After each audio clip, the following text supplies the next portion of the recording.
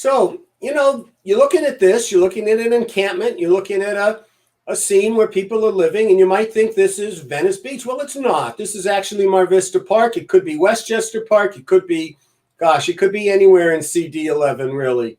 But I bring this one up and wanted to show this one to everybody today and to you, Pete, because that was put up there by the folks who are doing Recall Bonin.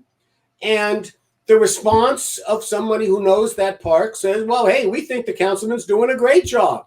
Mm. He said, well, what about all this trash? And they said, well, it's because the city won't send us a dumpster because, to prevent this. And we're going, well, that seems like failure to us. And their response to this person, it's just a conversation on Twitter, well, it just proves that you hate people. You hate poor people. And then what happens is New York Magazine, through something called Curb LA, publishes that really amounts to disinformation about what's going on and says that anybody who's against any permanent supportive housing project in Venice are segregationists because they don't want anybody, poor people, to be around. So we would be called haters, right? We've been called segregationists, and we have been called, those of us who would like to see a new councilman put in place, have been called that we are all Trump supporters.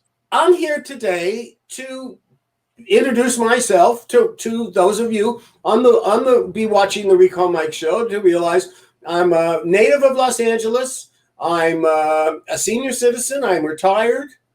And I have only voted once for a Republican in my life. It was for mayor. It's for Richard Riordan.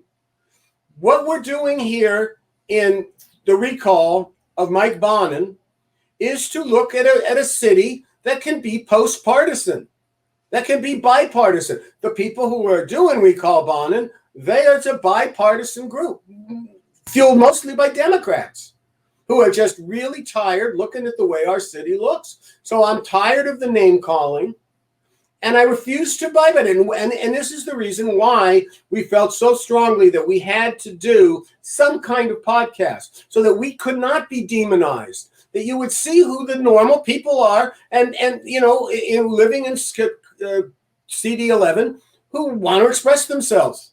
And in fact, if you sign any recall petition or you're a volunteer, we want you on this podcast, right, on this show, to talk about, what motivated you to do this. And in fact, we're very generous here. If you strongly disagree with us, come on, talk to us about it. Why we're wrong, what we're missing in the 7 years that we've watched our situations on the streets get worse, and that we have been ignored and rebuffed. At least here in Venice, California, we are the cautionary tale for CD11, and we need your help. We need to get better representation and do the leadership, and we're going to do it in a post-partisan, bipartisan way.